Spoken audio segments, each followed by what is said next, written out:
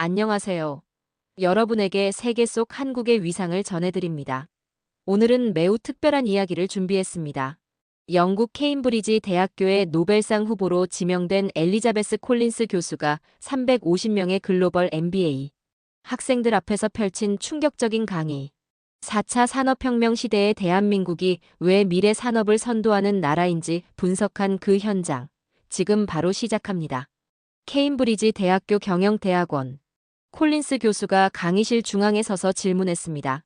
오늘 우리는 4차 산업혁명을 이끄는 진정한 강자가 어느 나라인지 분석해 보겠습니다. 그 순간 독일 학생 한스가 자신있게 손을 들었습니다. 교수님, 그건 당연히 미국과 독일 아닐까요? 실리콘밸리와 독일의 인더스트리 4.0이 세계를 이끌고 있잖아요. 프랑스 학생 마리도 거들었습니다. 맞아요. 게다가 한국은 땅도 좁고 천연자원도 없잖아요. 그런 나라가 어떻게 4차 산업혁명을 주도할 수 있겠어요? 콜린스 교수는 의미심장한 미소를 지으며 대답했습니다. 정말 그럴까요? 데이터로 확인해보죠. 강의실이 조용해졌고 학생들은 호기심 어린 눈빛으로 교수를 바라봤습니다. 엘리자베스 콜린스, 케임브리지 대학의 디지털 경제학 석좌 교수이자 미래 산업 트렌드 연구소장. 그녀의 본격적인 강의가 시작되었습니다.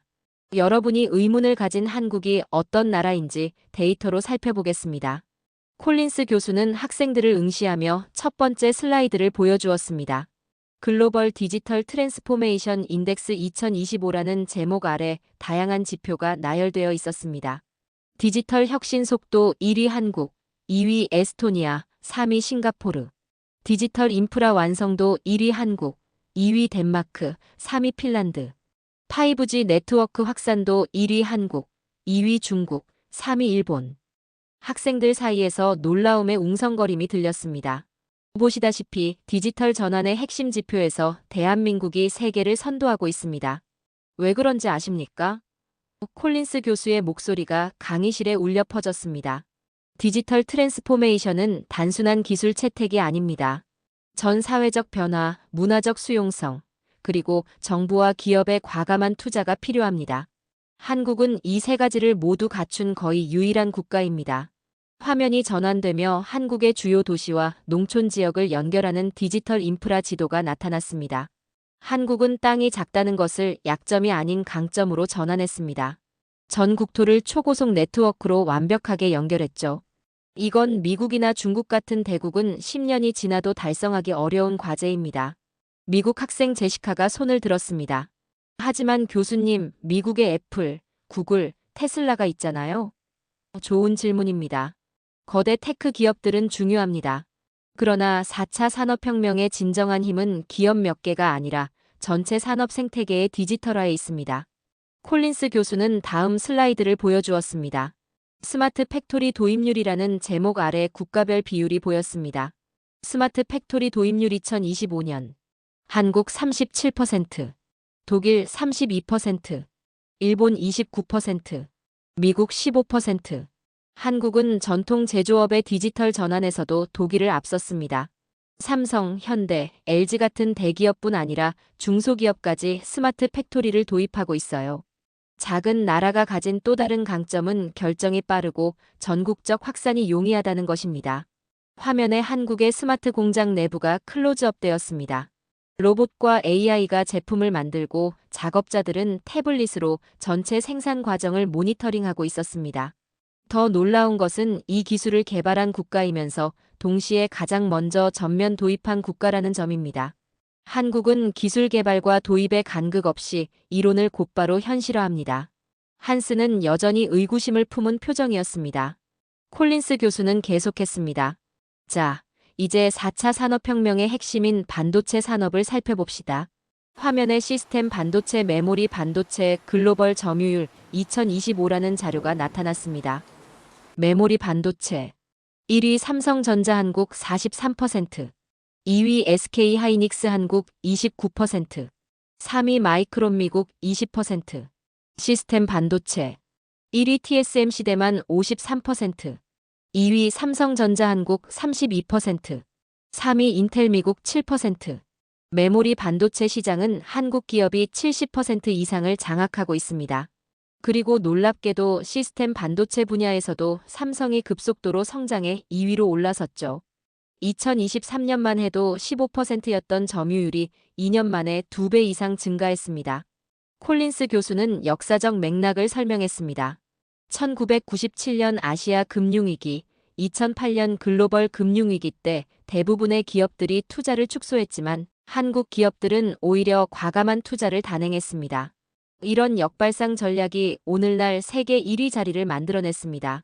화면에 등장한 삼성과 SK하이닉스의 R&D 투자 그래프는 가파르게 상승하고 있었습니다. 이런 담대한 투자 덕분에 오늘날 AI, 자율주행, 클라우드 컴퓨팅 등 모든 첨단 기술의 심장부에는 메이드 인 코리어 반도체가 자리 잡고 있습니다. 콜린스 교수는 잠시 걸으며 화제를 전환했습니다. 자, 이제 미래 모빌리티의 핵심인 전기차 배터리를 살펴봅시다. 화면에 글로벌 전기차 배터리 시장 점유율 2025라는 차트가 나타났습니다. 1위 LG에너지 솔루션 한국 26%, 2위 CATL 중국 25%, 3위 삼성 SDI 한국 15%, 4위 SK온 한국 12%. 전 세계 전기차 배터리 시장의 50% 이상을 한국 기업들이 차지하고 있습니다. 여러분, 이것이 얼마나 큰 의미인지 아십니까? 콜린스 교수는 진지한 표정으로 말을 이어갔습니다. 오늘날 세계는 내연기관에서 전기차로의 대전환을 겪고 있습니다. 그리고 그 전환의 핵심 부품인 배터리 기술을 한국이 주도하고 있는 것입니다. 폭스바겐, BMW, GM, 포드, 볼보. 세계 최대 자동차 기업들이 한국 기술 없이는 미래를 꿈꿀 수 없게 되었습니다. 화면에 LG에너지 솔루션의 미국 오하이오주 공장과 폴란드 브로츠와프 공장이 나타났습니다. LG는 단순히 배터리 셀을 만드는 것이 아니라 미국과 유럽의 대규모 생산 기지를 구축해 글로벌 공급망의 중심이 되었습니다. 자국 시장이 작은 것을 오히려 기회로 삼아 처음부터 글로벌 시장을 타깃으로 삼았죠. 프랑스 학생 마리가 의문을 제기했습니다. 하지만 교수님, 중국의 CATL도 점유율이 높잖아요. 맞습니다.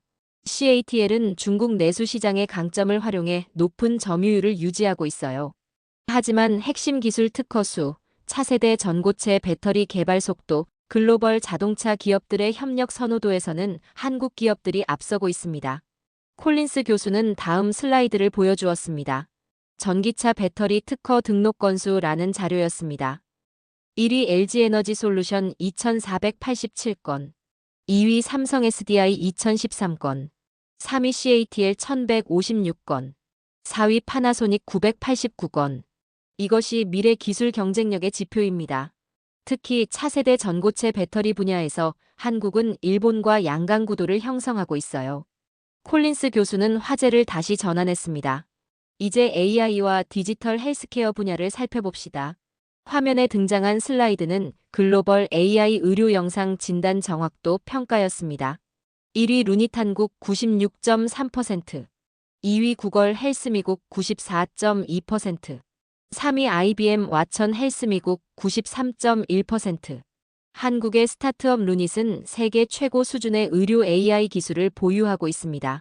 엑스레이, CT, MRI 영상을 분석해 암을 발견하는 정확도가 세계 1위입니다. 미국 FDA, 유럽 CE, 일본 PMDA 인증을 모두 받은 몇 안 되는 AI 의료기기 회사죠. 화면에는 루닛의 AI 진단 시스템이 폐암을 찾아내는 장면이 클로즈업 되었습니다.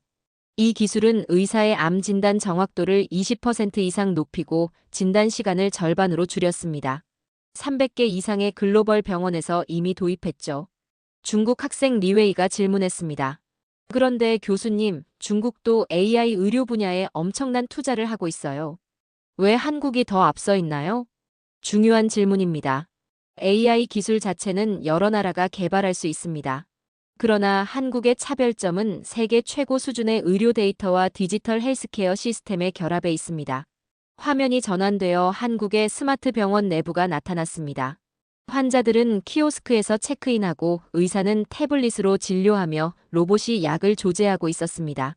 한국은 전 국민 건강보험과 디지털 의료 시스템을 성공적으로 통합했습니다. 20년 이상의 디지털 의료 데이터가 체계적으로 관리되고 있어요. 이런 데이터와 AI의 결합이 새로운 의료 혁신을 만들어내고 있습니다. 콜린스 교수는 다음 슬라이드로 넘어갔습니다. 디지털 헬스케어 산업 성장률이라는 제목이었습니다. 한국 연평균 27.3%, 미국 연평균 19.8%, 중국 연평균 22.5%, EU 연평균 16.7%. 한국의 디지털 헬스케어 산업은 세계에서 가장 빠르게 성장하고 있습니다. 삼성, 네이버, 카카오 같은 대기업부터 수백 개의 혁신적인 스타트업까지 전체 산업 생태계가 동시에 발전하고 있죠. 콜린스 교수는 강단 중앙으로 걸어 나왔습니다. 이제 다음 주제로 넘어가겠습니다. 스마트 시티의 현재와 미래입니다. 화면에 2025 글로벌 스마트 시티 평가 순위가 나타났습니다. 1위 송도 한국, 2위 싱가포르, 3위 헬싱키 핀란드, 4위 코펜하겐 덴마크, 5위 암스테르담 네덜란드. 인천 송도는 처음부터 스마트 시티로 설계된 세계 최초의 도시입니다. 쓰레기는 누메틱 투부 시스템으로 자동 수거되고 모든 신호등과 가로등은 AI로 제어됩니다. 모든 가정과 사무실은 스마트홈 시스템으로 연결되어 있죠. 화면에는 송도의 다양한 스마트 시티 기술이 나타났습니다. 지하에 설치된 쓰레기 자동 수거 시스템, 도로에 설치된 자율주행차 인프라, 빌딩 사이를 연결하는 IoT 네트워크가 보였습니다. 송도는 단순한 기술 실험장이 아닙니다. 10만 명이 실제로 살고 일하는 살아있는 도시죠. 세계 각국에서 정책 담당자들이 송도 모델을 배우기 위해 방문하고 있습니다. 독일 학생 한스가 손을 들었습니다. 하지만 교수님, 스마트 시티는 구글과 같은 기업들도 개발하고 있잖아요. 토론토의 사이드워크 랩스 프로젝트처럼요. 좋은 지적입니다. 그러나 구글의 토론토 프로젝트는 결국 주민들의 반대와 개인정보 문제로 취소되었죠. 반면 송도는 이미 15년 넘게 안정적으로 운영되고 있습니다. 차이점은 기술과 인간의 균형을 찾았다는 것입니다. 콜린스 교수는 그래프를 보여주었습니다. 스마트 시티 거주민 만족도 조사였습니다. 송도 한국 87%, 싱가포르 83%, 헬싱키 핀란드 81%, 바르셀로나 스페인 76%. 기술 도입이 주민들의 삶을 실질적으로 개선시켰다는 점이 송도의 성공 비결입니다. 출퇴근 시간이 30% 단축되고 에너지 사용량은 40% 감소했으며 범죄율은 60% 낮아졌습니다. 콜린스 교수는 다음 주제로 넘어갔습니다. 이제 디지털 정부 시스템에 대해 살펴보겠습니다. 화면에 UN 전자정부 발전지수 2025라는 슬라이드가 나타났습니다. 1위 대한민국, 2위 덴마크, 3위 에스토니아, 4위 핀란드, 5위 호주. 한국은 UN 전자정부 평가에서 4회 연속 1위를 차지했습니다. 세계에서 가장 발달된 디지털 정부 시스템을 보유하고 있죠. 화면에는 한국의 정부24 포털과 전자신분증 시스템이 보였습니다. 한국에서는 3,500개 이상의 행정 서비스가 디지털화되어 있습니다. 출생신고부터 사망신고까지, 기업 설립부터 세금 납부까지 거의 모든 것을 온라인으로 처리할 수 있죠.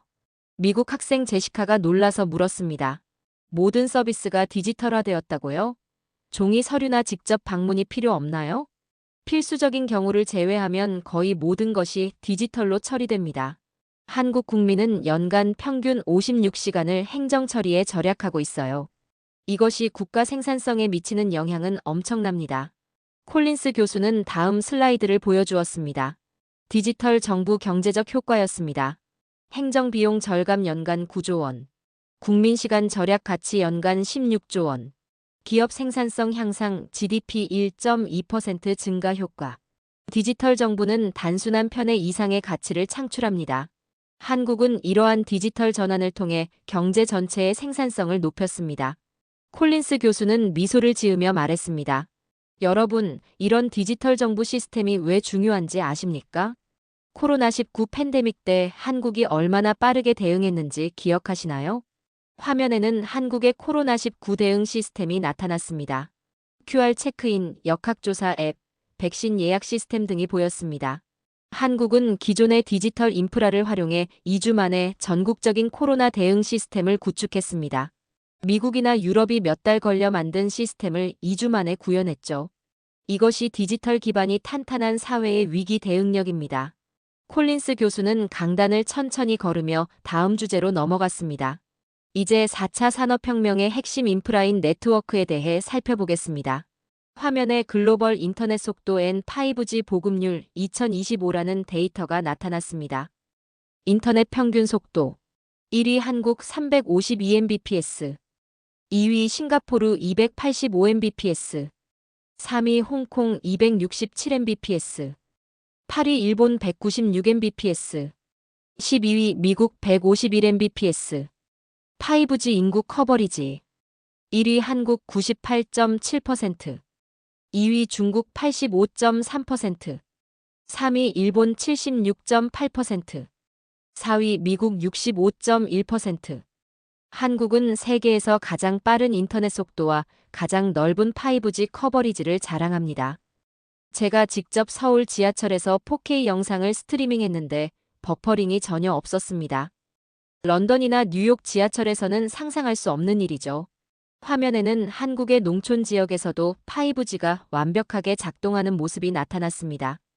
농부들이 드론과 자율주행 트랙터를 원격으로 제어하고 스마트팜 시스템을 태블릿으로 관리하고 있었습니다. 한국의 차별점은 디지털 격차를 최소화했다는 것입니다. 도시와 농촌 간 인터넷 품질 차이가 10% 미만이에요. 반면 미국은 약 40%, 독일은 약 35%의 차이가 있죠. 프랑스 학생 마리가 질문했습니다. 그런데 그게 얼마나 중요한가요? 인터넷이 좀 느리면 어때요? 콜린스 교수는 의미심장한 표정으로 대답했습니다. 4차 산업혁명 시대의 네트워크는 전기와 같습니다. 필수 인프라죠. 자율주행차, 원격 의료, 스마트 팩토리. 이 모든 것들은 초고속, 초저지연 네트워크 없이는 불가능합니다. 화면이 다음 슬라이드로 넘어갔습니다. 디지털 격차와 경제 성장의 상관관계라는 제목이었습니다. 하버드 경제연구에 따르면 디지털 격차 1% 감소는 국가 GDP 0.13% 증가로 이어집니다. 한국은 디지털 격차를 최소화함으로써 전국적인 경제 발전을 이룬 거죠. 콜린스 교수는 다음 주제로 넘어갔습니다. 마지막으로 빅데이터와 디지털 금융 혁신에 대해 살펴보겠습니다. 화면에 글로벌 디지털 결제 점유율 앤 핀테크 혁신 지수라는 슬라이드가 나타났습니다. 모바일 결제 비율 1위 중국 83%, 2위 한국 78%, 3위 덴마크 68%, 9위 미국 42%. 핀테크 혁신 지수 1위 싱가포르, 2위 한국, 3위 영국, 4위 미국. 한국은 중국 다음으로 높은 모바일 결제 비율을 보이며 핀테크 혁신 측면에서는 세계 2위입니다. 특히 주목할 점은 금융 포용성이 95%를 넘는다는 것입니다. 화면에는 다양한 한국의 핀테크 서비스가 나타났습니다. 간편 송금, 디지털 자산 관리, AI 금융 어드바이저, 블록체인 기반 인증 시스템 등이 보였습니다. 한국의 토스라는 핀테크 기업은 전통적인 은행이 제공하는 거의 모든 서비스를 디지털화했습니다. 계좌 개설부터 대출, 보험, 투자까지 모든 것을 스마트폰으로 처리할 수 있죠. 이 회사의 기업 가치는 현재 9조 원 약 70억 달러에 달합니다. 독일 학생 한스가 질문했습니다. 그런데 교수님, 미국의 페이팔이나 유럽의 리볼루트도 비슷한 서비스를 제공하고 있지 않나요? 콜린스 교수는 고개를 끄덕이며 대답했습니다. 맞습니다. 그러나 한국의 차별점은 사용자 경험과 보급률에 있습니다. 토스는 단 3개월 만에 1,000만 명의 사용자를 확보했어요. 한국 인구의 20%가 채 3개월 만에 한 서비스를 채택한 겁니다. 이런 빠른 기술 채택과 확산이 한국의 가장 큰 강점이에요. 화면에는 영국 옥스퍼드 대학의 디지털 채택 속도 연구 결과가 표시되었습니다. 디지털 서비스 채택 속도 신규 서비스의 인구 25% 도달 시간. 한국 평균 4.3개월, 미국 평균 11.2개월, 독일 평균 14.8개월, 프랑스 평균 16.5개월. 왜 이런 차이가 날까요? 한국은 디지털 리터러시가 매우 높고 새로운 기술에 대한 수용도가 높습니다. 또한 인구 밀도가 높아 네트워크 효과가 빠르게 발생하죠. 이런 환경이 4차 산업혁명 시대에 엄청난 경쟁력이 됩니다. 콜린스 교수는 새로운 슬라이드를 보여주었습니다. AI 산업 현황 및 전망이었습니다. AI 기술 투자 증가율. 한국 연평균 38.4%, 미국 연평균 26.3%, 중국 연평균 31.7%, EU 연평균 22.5%. 한국은 AI 분야에 대한 투자 증가율이 세계에서 가장 높습니다. 특히 정부 주도로 6만 명의 AI 전문가 양성 프로그램을 진행 중이에요. 삼성, 네이버, 카카오 같은 기업들은 AI 연구센터를 글로벌하게 확장하고 있습니다. 화면에는 네이버의 AI 연구소인 네이버 랩스와 삼성의 SAIT가 나타났습니다. 수백 명의 연구원들이 최첨단 기술을 개발하는 모습이었습니다. 한국의 AI 강점은 실용성에 있습니다. 추상적인 연구보다 실제 비즈니스와 일상에 적용할 수 있는 AI 기술에 집중하고 있어요. 그 결과 한국의 AI 기술은 제조, 의료, 금융, 교통 등 다양한 산업에 빠르게 통합되고 있습니다. 미국 학생 제시카가 손을 들었습니다. 하지만 교수님, 기초 AI 연구에서는 미국과 중국이 더 앞서 있지 않나요? 콜린스 교수는 미소를 지으며 대답했습니다. 좋은 지적입니다. 순수 연구 논문 수나 인용 지수에서는 미국과 중국이 앞서 있습니다. 그러나 4차 산업혁명의 승자는 기술을 가장 빠르게 상용화하고 확산시키는 국가가 될 것입니다. 이 측면에서 한국은 세계 최고의 생태계를 갖추고 있어요. 화면에는 기술 개발에서 상용화까지의 평균 소요 시간이라는 자료가 나타났습니다.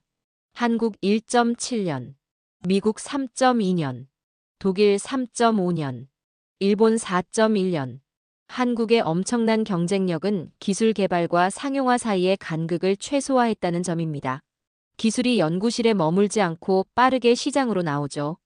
콜린스 교수는 이제 강의를 마무리하기 시작했습니다. 저는 지금까지 데이터를 통해 왜 한국이 4차 산업혁명의 중심 국가가 되었는지 설명드렸습니다. 하지만 데이터 너머에는 더 중요한 요소가 있습니다. 화면이 전환되어 한국의 역사적 장면들이 나타났습니다. 1950년대 전쟁의 폐허, 1960, 70년대 산업화, 1990년대 정보화, 2000년대 디지털 혁명의 모습들이 차례로 보였습니다. 한국은 불과 70년 전만 해도 세계에서 가장 가난한 나라 중 하나였습니다.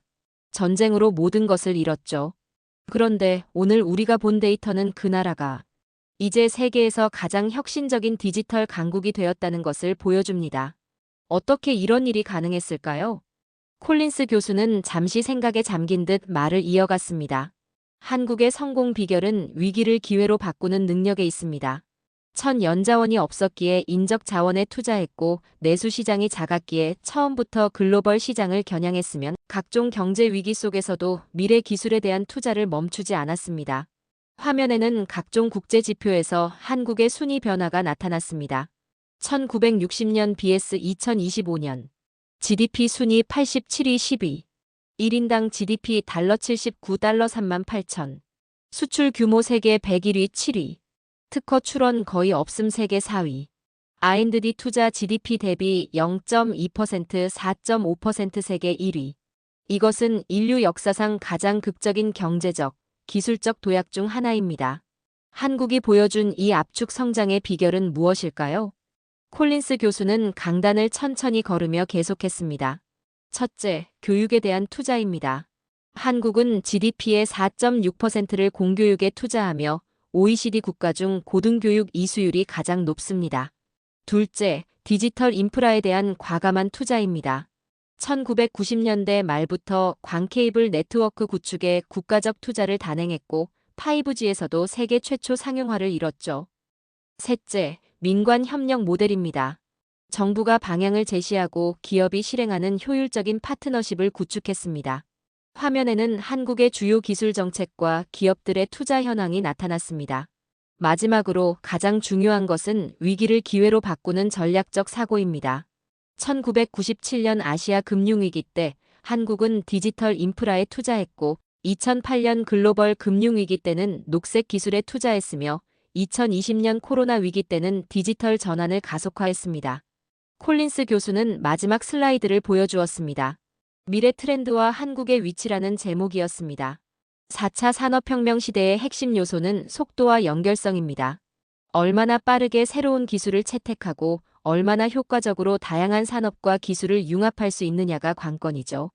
이 두 가지 측면에서 한국은 세계 최고 수준입니다. 화면에는 한국의 주요 미래 기술 프로젝트들이 나타났습니다. 6G 네트워크 개발, 퀀텀 컴퓨팅 연구, 우주산업, 바이오 헬스 등 다양한 분야의 이미지가 보였습니다. 한국이 현재 집중하고 있는 미래 기술들입니다. 특히 주목할 점은 이러한 기술 개발이 단순한 이론이 아니라 실제 산업과 긴밀히 연결되어 있다는 것입니다. 연구실에서 나온 기술이 몇 개월 내에 제품으로 탄생하는 속도는 세계 어디에서도 찾아볼 수 없습니다. 콜린스 교수는 이제 강의를 마무리하고 있었습니다. 여러분, 오늘 우리는 왜 한국이 4차 산업혁명의 선도 국가가 되었는지 살펴봤습니다. 반도체와 배터리로 디지털 세계의 기반을 만들고 AI와 디지털 헬스로 새로운 가치를 창출하며 스마트 시티와 디지털 정부로 미래 사회의 모델을 제시하고 있습니다. 작은 국토와 인구, 적은 천연자원이라는 조건이 오히려 창의적인 해결책과 과감한 투자를 이끌어냈습니다.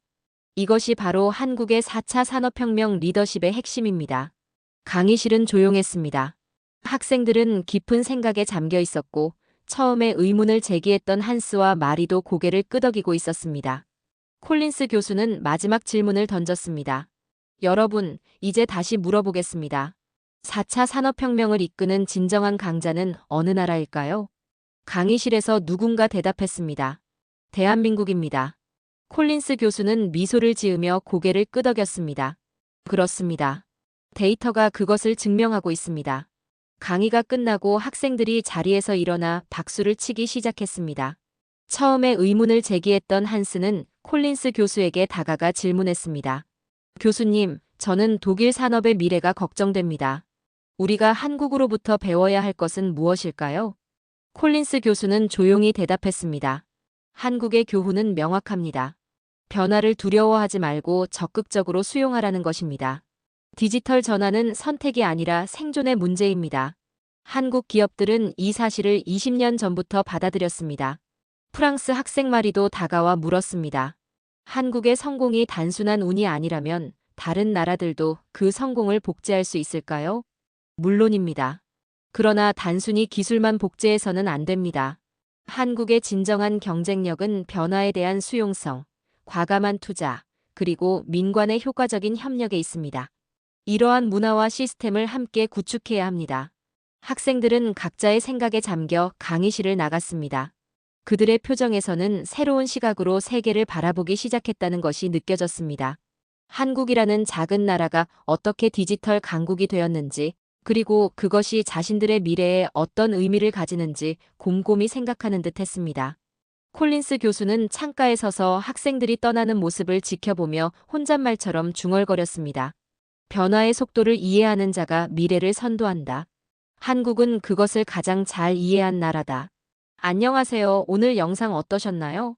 수치와 팩트로 무장한 오늘의 강의, 가슴이 뜨거워지셨나요? 오늘 우리가 함께한 이 영상은 단순한 자랑이 아닙니다. 대한민국이 어떻게 4차 산업혁명의 중심에 서게 되었는지, 어떻게 디지털 강국으로 세계의 주목을 받게 되었는지 그 놀라운 여정을 담았습니다. 반도체, 배터리, AI, 스마트 시티, 디지털 정부. 대한민국은 이제 더 이상 작은 나라가 아닙니다. 전 세계가 한국의 기술을 배우고 한국의 모델을 연구하며 한국의 혁신에 투자하고 있습니다. 이 영상을 보시는 우리 구독자분들께서도 왜 우리가 대한민국을 더 자랑스럽게 여겨야 하는지 그 답을 조금은 찾으셨길 바랍니다. 이제 디지털 혁명의 새로운 기적이 시작되고 있습니다. 앞으로도 세계가 주목하는 한국의 이야기들을 계속 전해드릴게요. 구독과 좋아요 한 번씩 꾹 눌러주시고요. 댓글도 많이 남겨주세요. 여러분의 소중한 의견 하나하나가 더 좋은 콘텐츠를 만드는 원동력이 됩니다. 오늘도 우리 구독자 여러분의 가정에 대한민국의 디지털 혁신처럼 무한한 발전과 행복이 가득하시길 진심으로 바랍니다.